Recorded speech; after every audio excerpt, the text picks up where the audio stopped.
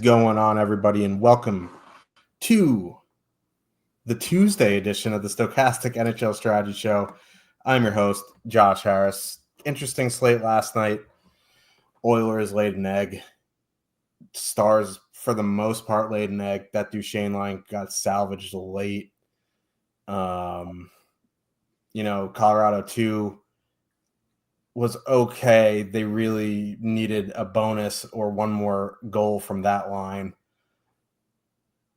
That Sharks Eklund line was pretty good. Like, there wasn't like a line that really broke the slate, so kind of had to piece your way together to get to the winning lineup. But tonight is certainly a slate. It's the opposite of yesterday, I think. Yesterday was crazy. This one just sucks. But there is some good spots. There's some chalky spots. There's some expensive spots. Cliffy in his Vancouver jersey. Big time news there. What's going on? Yeah, not a whole lot.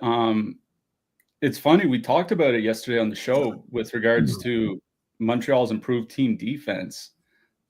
Shut out the Oilers, and like the Oilers had 30 shots, but I watched the game from start to finish, and it's not like Montembeault was really under siege. It's not like he had to make a lot of really tough saves. He had a couple nice saves, but it wasn't like a standout performance or anything like that. The Oilers just really did not look. It looked like they were waiting for Connor McDavid to make a play happen. It was like everybody stand around and wait for a pass from Connor McDavid, and like they just can't keep doing that. I ended up cashing somehow. I stacked the Oilers. I had a Draisaitl, McDavid, Kulak 3-man. They got shut out, and I still cashed thanks to our boys from Columbus. The Columbus boys did it again, 5-1 over Boston. Again, like this team just keeps getting disrespected, and they just keep playing well, even if they're not always winning. They consistently score. Like they have. I was looking at the Columbus game log earlier today. Even when they lose, like they have a 5-1 loss to Montreal on the weekend, which was a back-to-back on the road.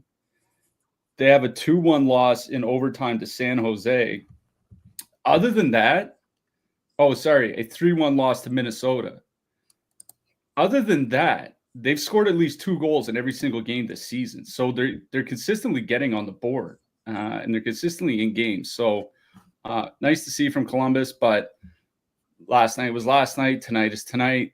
Edmonton's back on the board. Oh, my God. These guys. We have Robert Thomas back in St. Louis. We'll certainly have to talk about that when we talk about Minnesota and St. Louis. We have a battle of 2 of the Western Conference's best between Anaheim and Chicago going on in Chicago tonight. And then a lot of news in the Vancouver game, late game. So plenty to talk about. I like this slate, honestly, because there are some chalky spots, and I honestly think it's easy to get away from some of the chalkier tonight. So can't wait to break it down.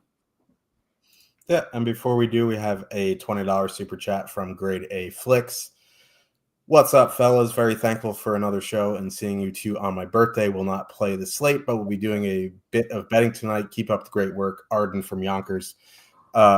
Be responsible on your 21st birthday. I know the bar scene in Yonkers can get a little bit crazy, so lock it up. But thank you for the super chat and happy birthday. Yeah, happy birthday, man. Certainly appreciate the super chat. Spending an hour out of your birthday with us is kind of wild. It's a choice. Yeah, we certainly appreciate it. Don't get me wrong, but yeah, have a lot of fun tonight. Be safely stupid, as I like to say every once in a while. Just have a good time. Thanks a lot for the super chat, and here's to the next 5 months of the season. Yeah. It's not even Thanksgiving in the Americas yet, and I feel like I don't want to labor on this too long. I was thinking today, it feels like this season's going by fast.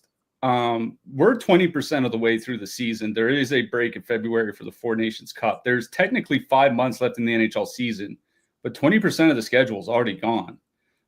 Like New Jersey's already played a quarter of their games. They're at 21 games played or something like that. So I don't know. It just felt like the season has flown by. Like it feels like yesterday Montreal had that 43 save first game performance or whatever. And they feel like a completely different team. And it's been, 6.5 weeks or whatever since the season started. I don't know. It felt to me, it feels like it's flying by. Yeah. I wonder if we'll get 4 Nations DFS because it's during the NBA All-Star break. We'll inhale the copium. It's probably won't happen. I wouldn't count on it. Let's get into this slate. Before we do, just wanted to say thank you guys again for all your support with the affiliate signups, being present for the shows, just straight up liking the videos, just being here, watching us. We appreciate it. And if you do want to go premium, we'll never make you go premium. But if you do want to go premium, you can click the link in the chat, use promo code Stochastic15, get you 15% off your first week or month, get you full access to all of the NHL tools and data. Let's get into this slate. Edmonton Oilers with a 3.3 total heading into Ottawa. The Senators have a 3.1.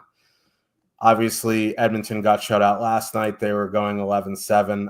Like if Arvidsson wasn't skating yesterday, he's probably not going to be in tonight. Darnell Nurse said he's going to be out 5 to 10 days. So I would imagine the lineup is going to be 11-7. Whether it's the same 11-7 bodies, we just don't know. And what you do know is that McDavid. Just to jump in for a sec, I was just checking Twitter literally like 5 minutes ago. The Oilers claimed Kasperi Kapanen off of waivers. I don't think he's going to be in the lineup tonight, but I guess we're going to find out at 6:30 Eastern. Or what? He was in St. Louis, wasn't he? Or yeah. Like in their AHL affiliate? Yeah. Yeah, I guess they just need bodies. They're going to want to go 12-6 with Nurse out eventually. I don't think Josh Brown is the answer, is the 7th D-man. So, whether he's in or not, that doesn't really change what is going on here. This is a pretty good matchup again for Edmonton. Ottawa's gotten better defensively. I just can't get Linus Ullmark's game the other night out of my brain. Like, if he wasn't shaving points, that was an embarrassing performance. And if he was, that was an embarrassing performance. So, I don't have an issue going back to McDavid, Draisaitl, X here. The issue is that's pretty expensive. And when you look on this slate, you have, Tampa 1 with Point and Gensel and Kucherov. You have Minnesota 1, who's expensive. You have the Rangers second or top line. You have, some Florida lines above 20,000. Now, I would rather play Edmonton than Florida here tonight, but if you're in a single entry, you're going to have to, if you're going to spend up, you're going to have to choose between Tampa, Minnesota, Edmonton, and Rangers. Edmonton back-to-back on the road, getting shut out by the Canadiens does not look good on a resume. They're fine. They're coming in one of the highest owned lines of the night, that McDavid, Hyman, Nugent, Hopkins. I think I'd rather just go play the Rangers Panarin line, Tampa. I think I'd rather play Minnesota. Is a question. We'll talk about it when we get there. They're the most expensive line on the night. They are fully loaded, but we'll get to that game when we get there. 20 max, I'm definitely having some Edmonton because at some point McDavid is going to wake up. That team's going to wake up. I just one of the most chalkiest lines on the slate back-to-back on the road after getting shut out. Expensive in single entry. I don't know if I'm going to get there. Obviously, I'll never say no to McDavid or Draisaitl, but just full-on stacking. I think I will take a pass. Honestly, I prefer the Ottawa side. And it's kind of a price thing, right? Norris, Tkachuk, Grieg, 15-7, 6.2% top 2 stack, 7% projected ownership. Stützle, Batherson, Giroux, 15-8, 5.2% top 2 stack, 4.9% projected ownership. I have no issue going to Stützle, Batherson, Giroux here tonight, or Norris, Tkachuk. I don't know if I'll get in single entry with the way I want to build. I think I want to, kind of spend up and then find a little bit cheaper line. But if you want a one-off Tkachuk, one-off Batherson, something like that, I think is fine. If you're, making a mid-range build and fading the expensive lines, I have no issue with Ottawa here tonight. So I like this game, but I'm leaning towards it being an MME type of game for me. Yeah. I'm going to start on the Edmonton side. Don't get me wrong. I completely agree with you on the goaltending. I do worry a little about Linus Ullmark in net, because I also cannot get that 5 goals against game out of my head. Like 3 of those goals, like easily should have been saved. Maybe it was just an off night. Who knows? Here's the thing: is Ottawa has been a lot better defensively than they were last season. There's a website called HockeyViz that shows you where they allow shots from. This is Ottawa defensively this year at 5-on-5. The blue area, the dark blue area, is where they're better than the league average by allowing shots. They're giving up nothing within 20 feet of the net. That's a concern, because if Edmonton couldn't really generate much against Montreal, and Montreal has improved, but they're still not a good defensive team. They couldn't generate much against Montreal. How much can they possibly generate here against Ottawa in a row back-to-back? For me, it's not necessarily even a pricing thing. It's an ownership thing. Like, if this was a case where McDavid and company were coming in at like 6 or 7%, as they often are when they're on the road and it's a Tuesday or Thursday slate, I'd be like, yeah, okay, I'm kind of interested here. They might be the most expensive, the highest owned line on the slate. That's what's kind of getting to me, is that I would want to play them at 5, 6, 7% ownership. I don't want to play them at 16, 17, 20% ownership. Like, I agree with you that if you want to play Edmonton, go ahead and play Edmonton. I think where they can get to Ottawa is on the penalty kill. Ottawa's penalty kill has legitimately not been good. But Edmonton's power play, man, it seems like every time I watch the Oilers, the only shots they're getting off on the power play are Evan Bouchard slap shots from 55 feet. Like, that is it. And we talked yesterday how their shot rates are down on the power play. They're down a lot from last year. There's something else going on. I'll never say no to play. Like you said, we'd never say no to playing Edmonton on any given night. But where they might honestly be the chalkiest spot on the night, against a really, really good Ottawa team defensively. Like, I was looking at the defensive numbers. They've been about as good defensively as Los Angeles and only slightly worse than Minnesota. And those two teams have been arguably the best defensive teams in the league this year. So I don't know.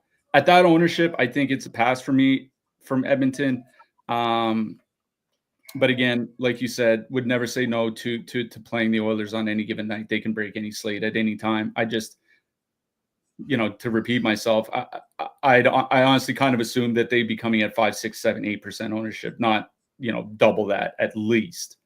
So yeah, it's a pass for me from Ottawa, or for Edmonton. On the Ottawa side, like, here's my problem with Ottawa. I got problems with both these teams. I wrote about this elsewhere, but one determining factor for 5-on-5 scoring is high danger passing. And those are classified as passes across the slot or from behind the net, where you can kind of take the goalie by surprise. Ottawa's in the bottom 10 of the league this year in those kinds of passes. And they're bottom 10 in the league last year, and they're bottom 10 in the league the year before. This is not a team that is creative offensively. It is basically just funnel pucks to Brady Tkachuk or Drake Batherson, wire them, and hope they go in. And the Oilers themselves have been really good defensively. And the Oilers' penalty kill, goaltending aside, has generally been very good. Like, the goaltenders have let them down. That's the thing, is that Stuart Skinner has generally not been that good. But if he can be just average, I just don't think it's a great spot. Like, I would probably go to Tkachuk, Norris, and Grieg, just because Brady Tkachuk is shooting a lot. Like, Batherson's not really shooting a ton. Stützle and Giroux are not shooting at all. So Tkachuk, if that top 6 puts up 12 shots here tonight, Tkachuk could have half of them at least. So I'll take the guy that's shooting, and Norris, Tkachuk, and Grieg. Tkachuk and Grieg specifically this year, 3.1 expected goals for, 1.8 against. So they are dominating territorially. that would be the line that I would go to. But I'm going to be honest, for a game that has a 6.5 total, I really just do not have a lot of interest in it. Yeah. Okay. Tampa Bay Lightning with a 3.5 total. Heading into Pittsburgh, the Penguins have a 3.5. Braden Point is back. He'll be skating with Gensel and Kucherov. Just want to make sure I wasn't muted there for a second. Hagel, Cirelli, and Paul back on the second line. Pittsburgh going Crosby, Raquel, Beauvillier, Malkin, Russ, Bunting. I'll start on the Pittsburgh side. I think if I was going to play a Pittsburgh line, it would be Malkin, Russ, Bunting. But again, I don't have a ton of interest here with Pittsburgh. That Crosby, Raquel, Beauvillier line, which has been the better offensive line, they're going to be going out against Cirelli and Hagel. And, that's just not a great matchup. I think, they're fine at 17,000. Like, they're not super appealing to me. Malkin, Russ, Bunting going into Kucherov, Gensel, Point, I think is a little bit more of an attractive matchup. But again, like, I don't really like this matchup for Pittsburgh, considering how bad this Pittsburgh team is defensively.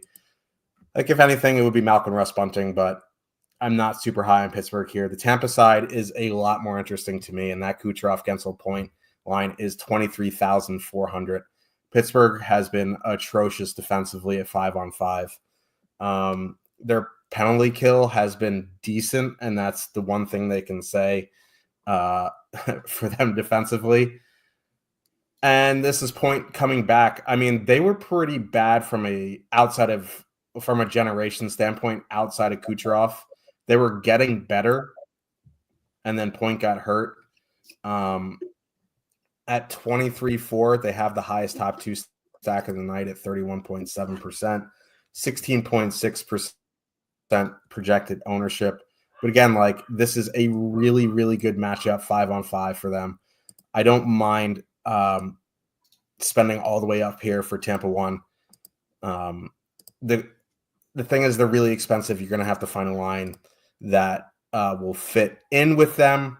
But, I think there are a bunch, unfortunately, that we'll get to later that make me want to gag. But they fit. Hagel, Cirelli, Paul is interesting as well, because they're going to see a bunch of that Crosby, Raquel, Beauvillier. And that line, at best, is trading chances. So I think if you need like a mid-range, they're priced a little bit above a filler, but Cirelli and Hagel have been excellent together this season. So I'm fine with Tampa 2, but this is a Tampa 1 game for me. Yeah, I will say I do think I have a little bit more interest in Pittsburgh here. One of the main reasons is, like, yes, of course, Pittsburgh has not been good defensively this year. They've been a bottom 5, one of the 5 worst defensive teams in the league. Tampa Bay's top line has not been that good defensively either. Gensel with Point and Kucherov, 2.7 expected goals against per 60 so far this year. That's below average. Crosby and Raquel, even in their minutes away from Evgeny Malkin, they're at 3.4 goals scored per 60. Like, that's good. And, as there's not a lot of ownership coming in on them. They're under 8%. That top line is under 8%. With Lars Eller gone, they're going to use Crosby in the shutdown role. So he's going to see a lot of that point line. Now, I do think the point line is better. They do have a higher top 2 stack. They are also perfectly correlated. They're also $6,600 more or $6,300 more expensive. Like, that's kind of the issue. I do think Pittsburgh having a 3 total is not nothing. Like, we just went over Ottawa. Ottawa has a 3.1. We'll get to St. Louis later. They're under 3. We'll get to Winnipeg later. They're under 3. We'll get to Calgary later. They're under 3. Like, a bunch of the home teams have lower totals than Pittsburgh does here tonight. No one wants to play the Penguins. I'm not prioritizing Pittsburgh here, but that, like I said, Raquel and Crosby have been good offensively this year. They've not been good defensively. That's very well known, but they have been producing. And it's not like that Tampa Bay top line is anything special defensively. This is not a tough matchup for them. So I don't mind Pittsburgh 1 here. I will say that I think for me, it would be more of a 20 max thing. I'm not necessarily going to prioritize them for a single entry. I think even in a three max, it would be fine. But like in a single entry, when you're looking into that, 16 to 20K range, it's just kind of no man's land. You know what I mean? There's Winnipeg and Florida lines, then there's these Pittsburgh guys, and then that's about it. So like, I think in that range, because there's not a whole lot else there, they're playable. But I'm kind of with you. I haven't built my lineup yet, but the way I'm leaning is more towards like type of a scrub, stars and scrubs type of lineup. So that's why I'm not necessarily prioritizing Pittsburgh here tonight. But I think Pittsburgh won. Should at least be given some consideration. Yeah, like Tampa won is obviously, they do have the highest top two stack of the night, as you mentioned, perfectly correlated. Braden Point being back, I think, is important for them. He's very good in transition, whether it's at 5-on-5 or on the power play. He can help set up in the offensive zone. They're at 5.2 goals per 60 so far this season. When they're skating together, like I really do like Tampa won. And the thing is with that 3.5 total, the goals are probably going to be concentrated. Now, whether they come from, maybe Brandon Hagel and Anthony Cirelli get one, maybe Victor Hedman gets one on the power play or something like that's possible. But 3.5 total with a top line loaded like that, I think it gives you a good indication of where the goals are going to go. So yeah, big surprise. I really do like Tampa won here in this matchup. I think they're extremely playable in what is a pretty good road matchup against a pretty bad Penguins team. I'm going to be honest. I kind of dig Tampa 2 here though. They are a lot cheaper. They're $8,400 cheaper for one. Hagel looks like he's still going to be on the top power play unit, which is good. Hagel and Cirelli were really, really good to start the season. They have basically the same goal rate at 5-on-5 as the top line does. The only real difference is Kucherov plays every minute with the empty net. He's gotten a few empty net points, and the top line's perfectly correlated on the power play. But like, this isn't really a great power play matchup. In the mid-range, I kind of like Hagel, Cirelli, and Paul. Now, I think you can leave Paul off and just go with Hagel, Cirelli, or if you have a double center stack, because those things do exist here on this slate. I do think going Hagel and Paul is perfectly fine. Oh, Paul's listed as a center. Never mind. Is perfectly fine as well. But I kind of like Pittsburgh too, or Tampa too, especially going into Pittsburgh too. That Malkin line is, like, for as subpar as Crosby has been defensively, the Malkin line has just been abysmal defensively.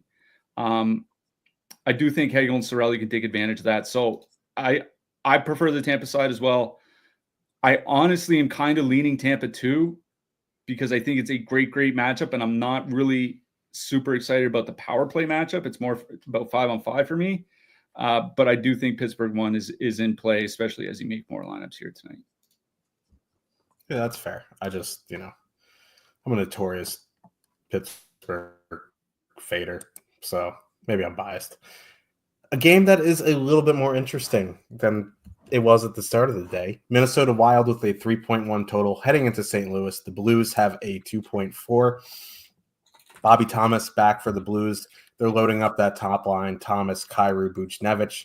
That is the first time this season they will be doing that. They're only 15,600. Minnesota also loading the top line, going Kaprizov, Boldy, Eriksson, Ek. They are the most expensive line on the night at 23,500. They do have a 26.4% top two stack with 11% projected ownership. So they do have some pretty good positive leverage here. They are fully correlated on the power play. The Blues don't have a good penalty kill at all. The issue is they don't take a lot of penalties. And now they're going to be going up against the only good Blues line in the past 4 years. Robert Thomas, Kyrou, Buchnevich. Now they haven't played at all together this year. Thomas is coming back from fracturing his foot in 4 weeks. They obviously wouldn't rush him back for this season, but I don't know. It does give me a little bit of pause here. Kaprizov and Boldy have a small sample together this year. That was without Eriksson Ek, obviously. Eriksson Ek is by far their best center right now. Like Minnesota at 5-on-5 has not been the most magical thing you could say over the past few years. They're kind of tough to watch at times. So this is why they're kind of loading them up. If this was a better power play spot, I think I'd be more likely to play them. But, the Rangers are cheaper. Edmonton's cheaper. Tampa, we just talked about, is cheaper. And they're going up against the only good Blues line that they have. I think for Minnesota, it's more of a 20 max thing for me. The second line on Minnesota as a filler, I guess, is fine. But, this compilation of players is just weird. I don't know how else to describe that. I'm not super thrilled about Rossi, Hartman, Marcus Johansson, but if you are spending up, I think you can have that line in the filler pool because, Shen Neighbor-Sot is not going to be good defensively. So, I if someone's like, oh, can I play Minnesota 1 in single entry? I say, yeah, obviously they're fully correlated. They have Kaprizov. They're just super expensive. You got to find a line that fits with them, and I kind of just prefer some other lines in that range. The Blues, when Thomas, Kyrou, and Buchnevich are together, I'll always have interest. This is one of the worst 5-on-5 spots, I think, possible. The thing that I'm running into, and I'm it's kind of tickling my fancy a little bit, is Minnesota's penalty kill is atrocious. And St. Louis doesn't have the best power play, but it's obviously a lot better with Thomas. This line's fully correlated. They have a great sample over a few seasons. I don't mind taking a stab at that St. Louis top line at 3.6% projected ownership, especially in mid-range builds. You know what I mean? You can put them with Ottawa, put them with Tampa too. There's obviously other ones. Just spewing off the top of my head. So anytime Thomas, Buchnevich, and Kyrou together, I will have interest by default. I just wish it was a little bit better of a 5-on-5 matchup, but it is a good power play spot. So Minnesota 1, St. Louis 1, leaning towards MME. Yeah, I think the point about the 5-on-5 matchup is important here because if this was Saturday and Eriksson Ek and Jonas Brodin were both missing from the lineup like they were Saturday and Robert Thomas was back, I would 100% be playing St. Louis here tonight. But Eriksson Ek and Kaprizov together over the last couple of years, 2 expected goals against per 60 at 5-on-5.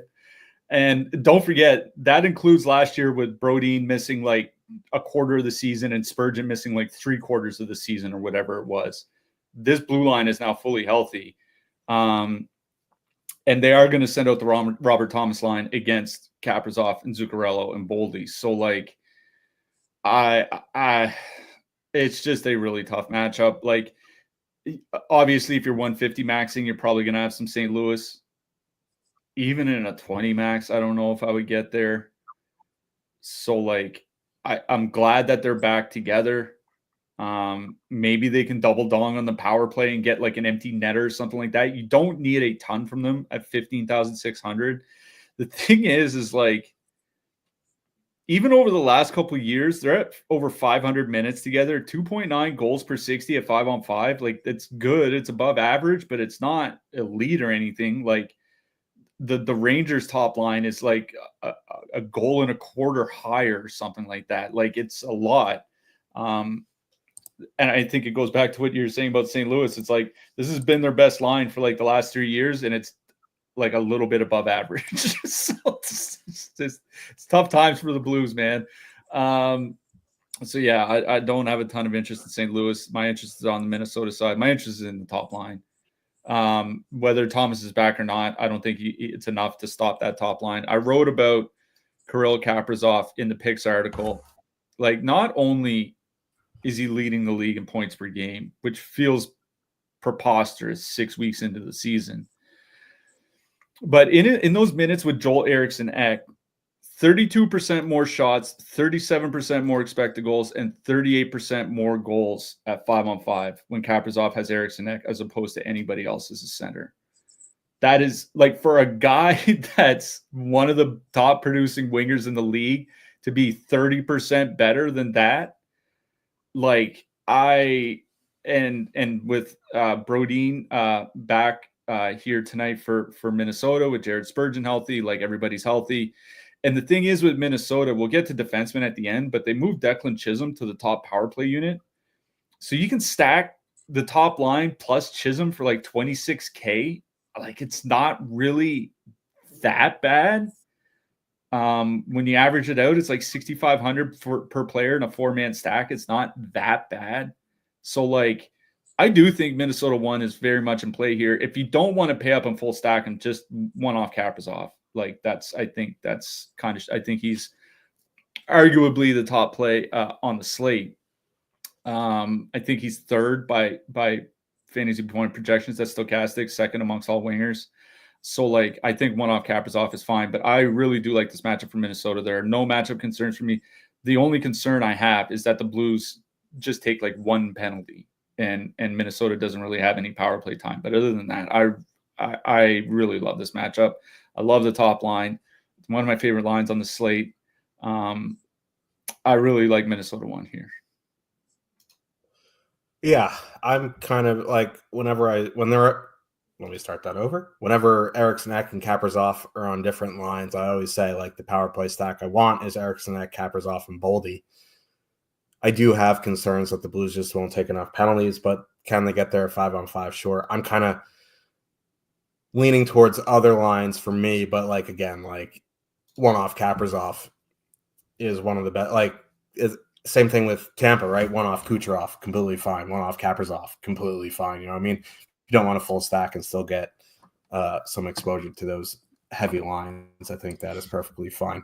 Florida Panthers with a 2.7 total heading into Winnipeg. The Jets have a 2.8. The under has gotten nuclearly bombed. Weapons of mass destruction. It was like a little over 6, and the under just got absolutely slammed.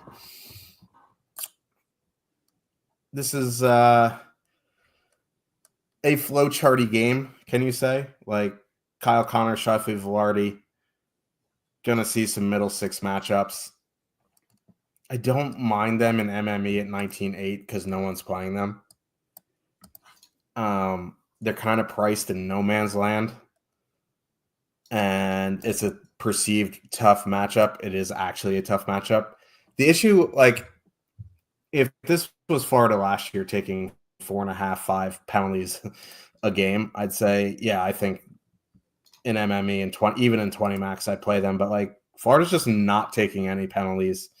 So I do worry about at that price them getting there on the power play because they're not a great 5-on-5 line for a top line at that price. So they're fine. The more lineups you're getting to, but I don't particularly love them. I don't really like Florida either, but no one's playing them either. Barkov, Reinhart, Rodriguez at 18.4, 2% projected ownership. Kachuk, Verhaeghe, Bennett, 1.6% projected ownership. So if you happen to get there in MME, I think Winnipeg 1, Florida 1, Florida 2, it does not take much to get over the field. And if no one's going to play them for these lines, I think I'll get a little bit over the field and see if I can, strike lightning. But I'm not prioritizing them by any means in single entry. Yeah. The point about the over-under is kind of funny. These two teams each had a 3 implied goal total when I looked this morning, and before we went on the air, it was down to 2.7 for Florida and 2.8 for Winnipeg. So it's just, a lot coming in on the under, let's say. Winnipeg, when they're at home, they do like to send out that Adam Lowry line against top competition. Like they are not going to send out Shifley against the Barkov line very much.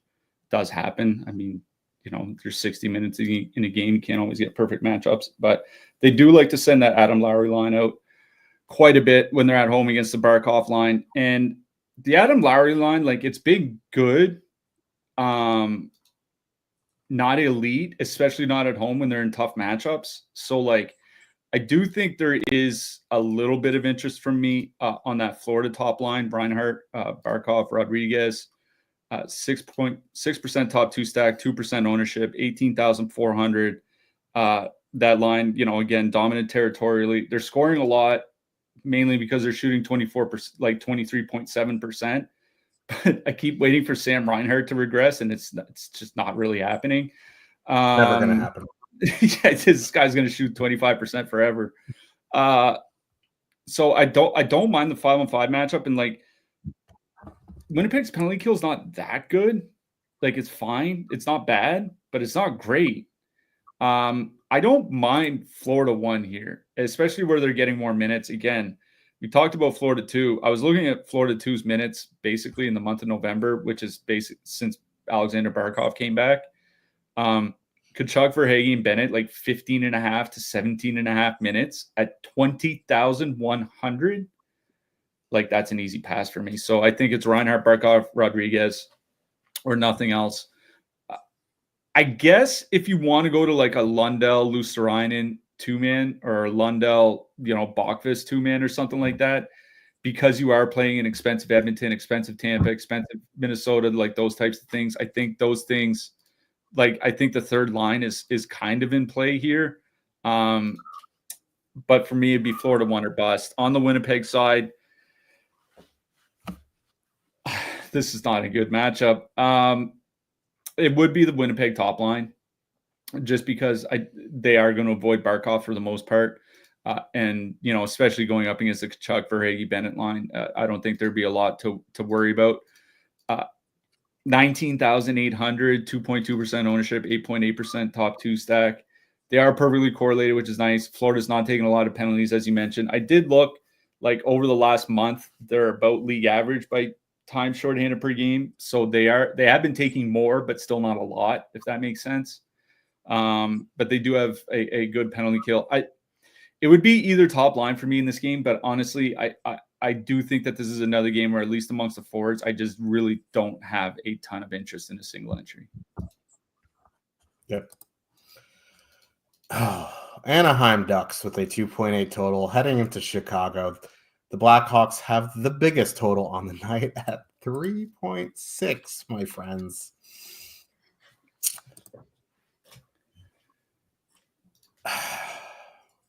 There is one forward on every Chicago line on the top power play unit. That makes power play stacking unbelievably difficult. This is a great power play matchup. Chicago going Bedard, Dickinson, Joey Anderson. That line's 12,000. Teravainen, Foligno, Kurashev. That line's 10,800. Donato, Taylor Hall, Ilya Mikheyev. That line's 10,000. Bertuzzi, Reichel, Craig Smith. That line's 8,700.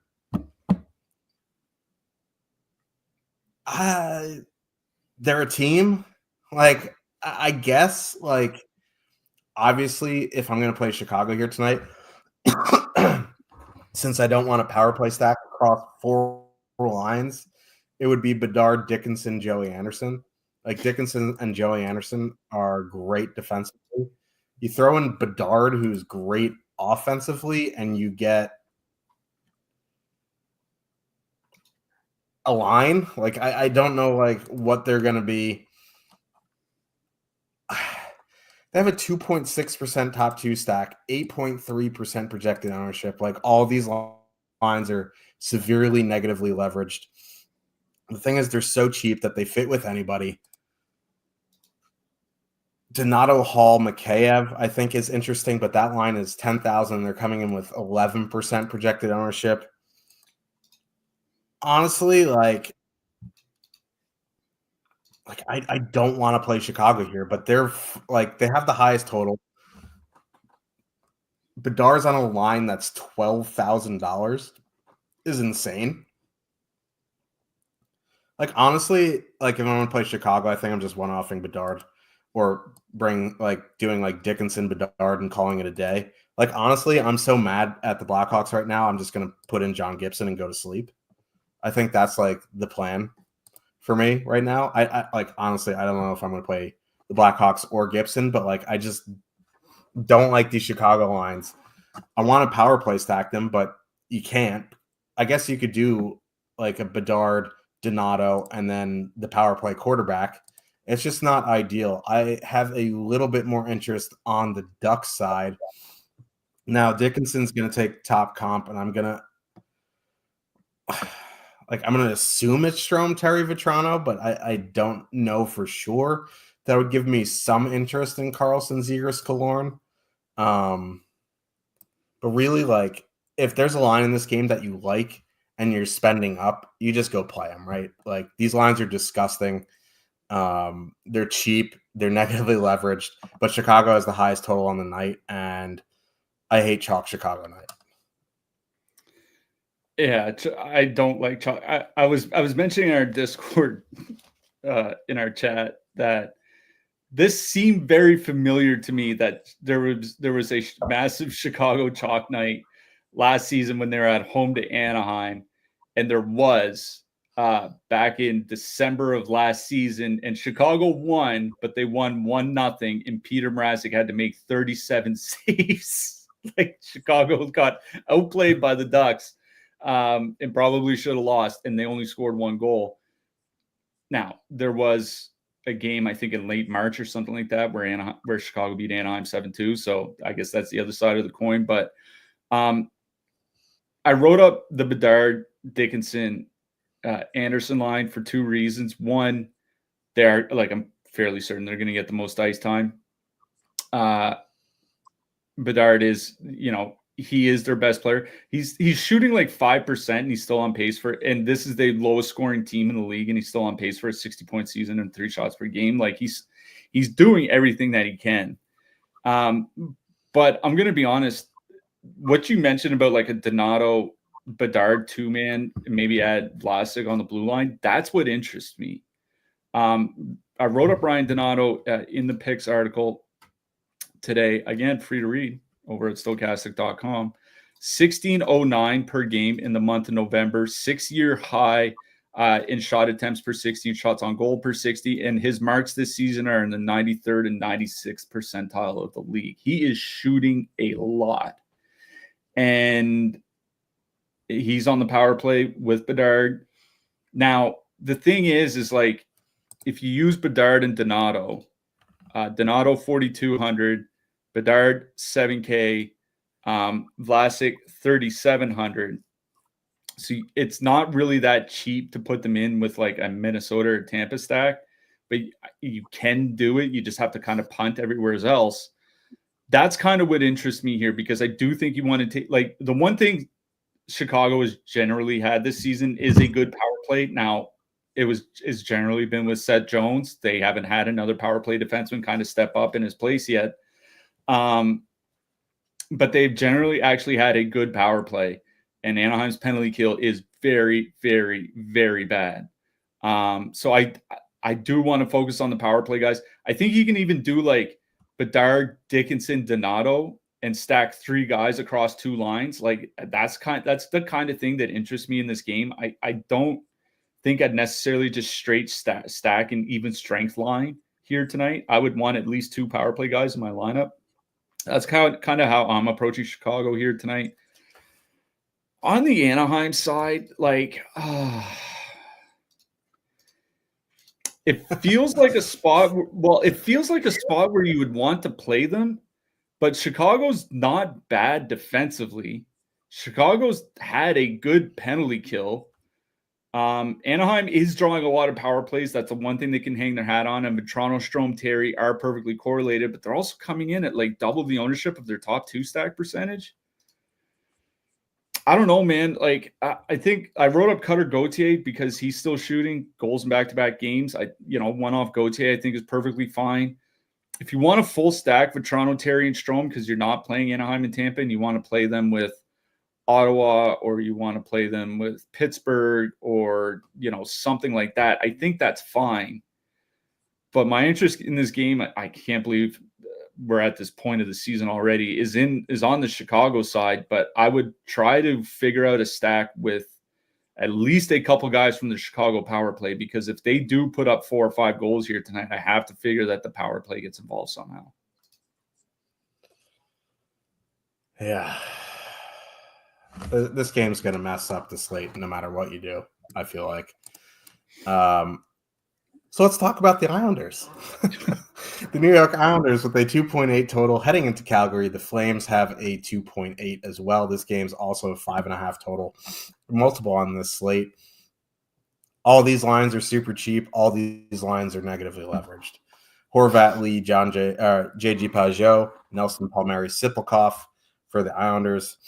Calgary going Sharon Govich, Huberdeau, Zari, Kadri, Kuzmenko, Pospisil, Coleman, Backlund, Coronado.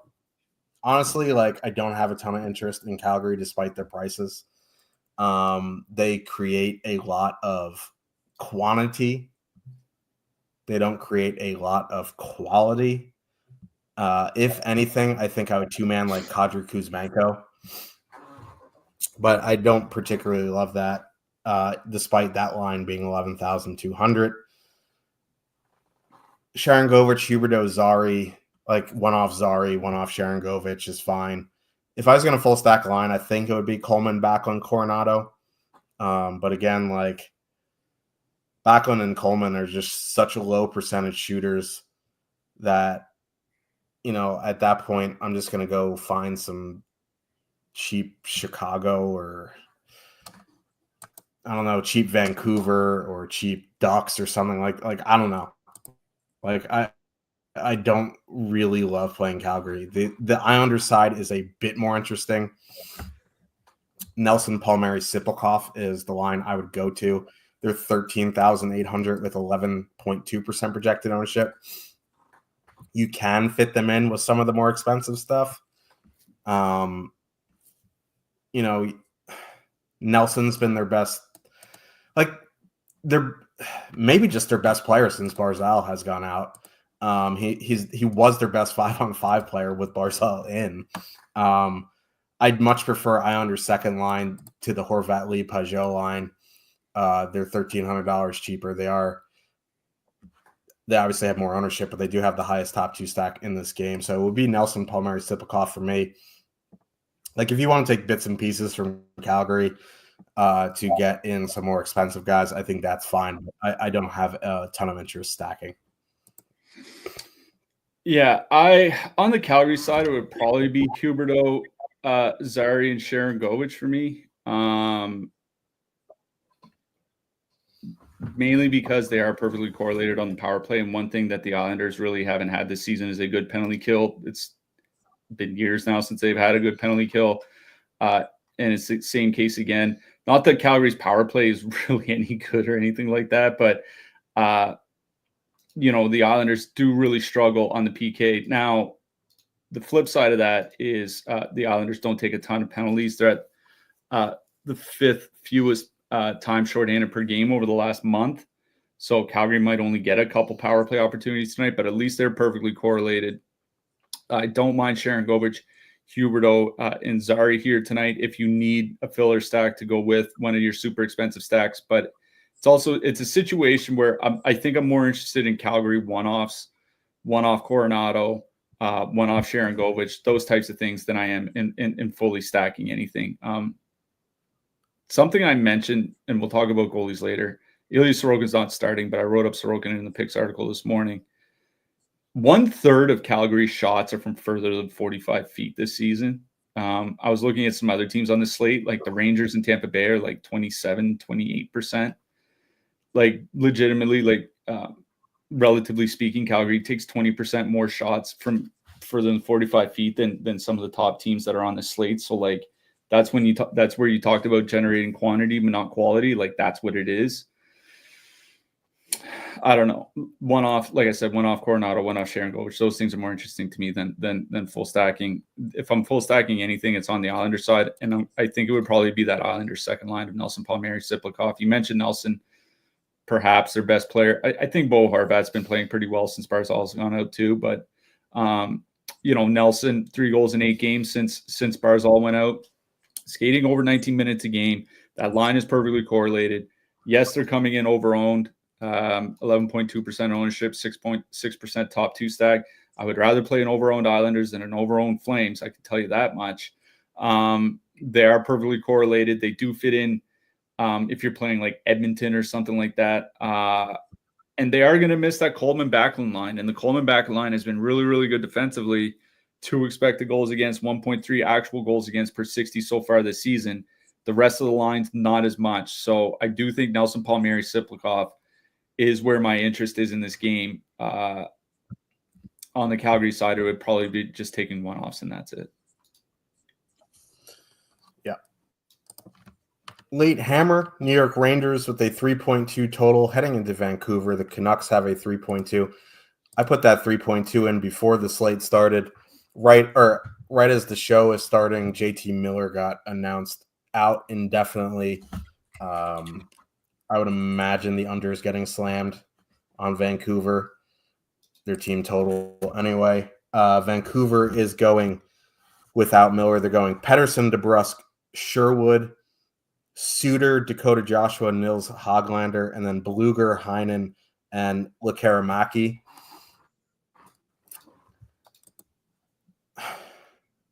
This definitely bumps up the Rangers for me.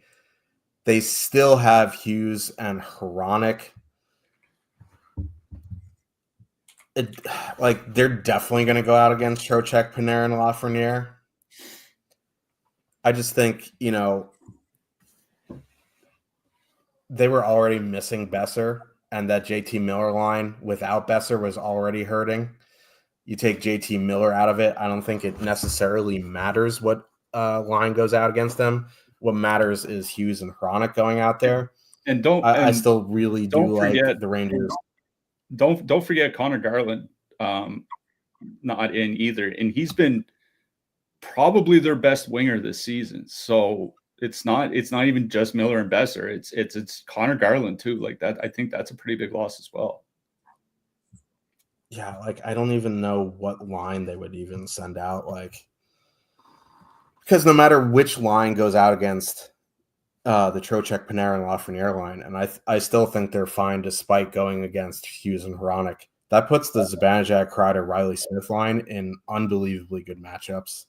Now, I haven't been a fan of that line really so much this season, and it's not. Well, the power play spot might be better now without Miller and Garland. So, I'm fine with Mika Zibanejad, Kreider, and Riley Smith at 15-2. I think I'll throw them into the mid-range build pot. You know what I mean? I don't think I'm prioritizing. I still think my favorite line on the Rangers would be Panarin, Trocheck, Lafreniere, despite going out against Hughes and Hronek. These forwards group is just decimated with injuries. They can only do so much. Obviously Demko's still out.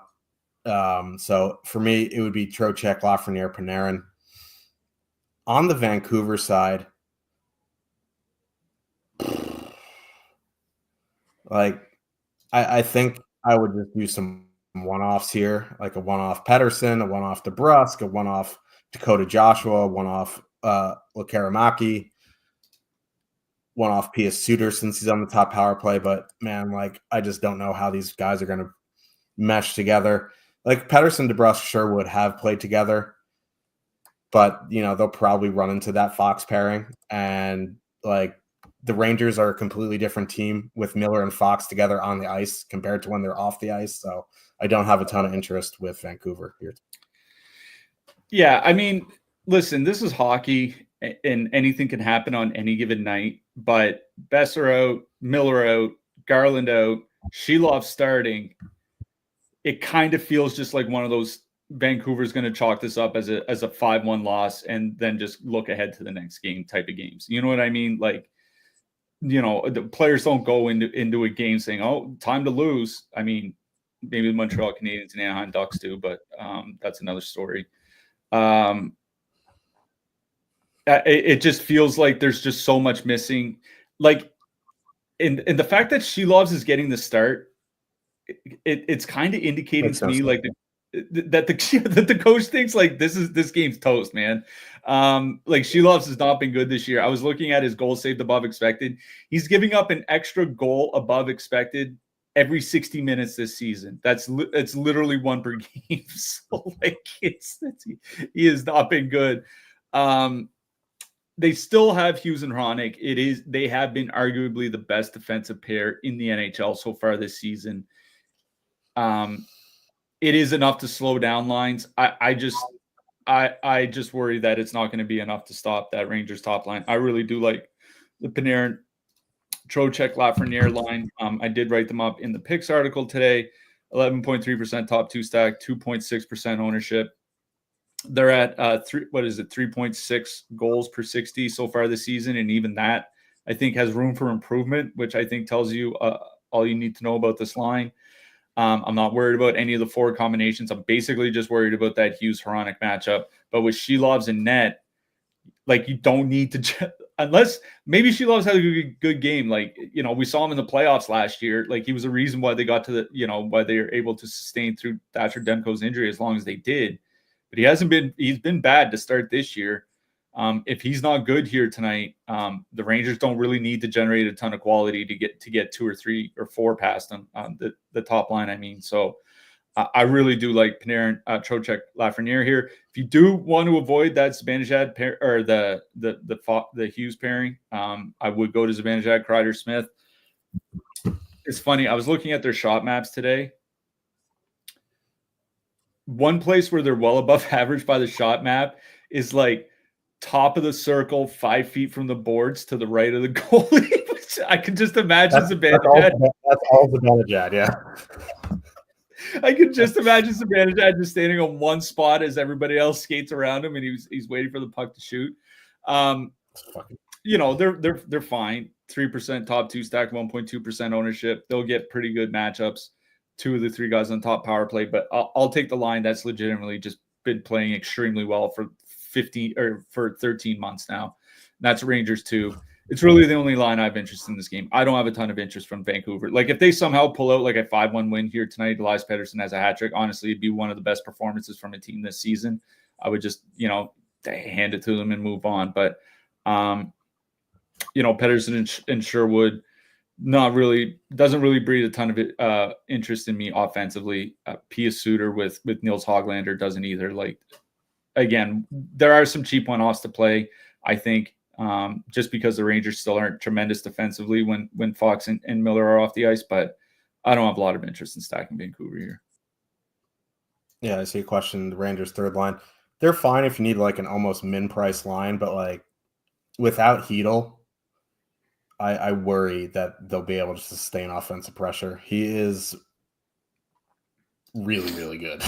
So, Brodzinski's a nice player and Cooley is a, Tasmanian devil, but like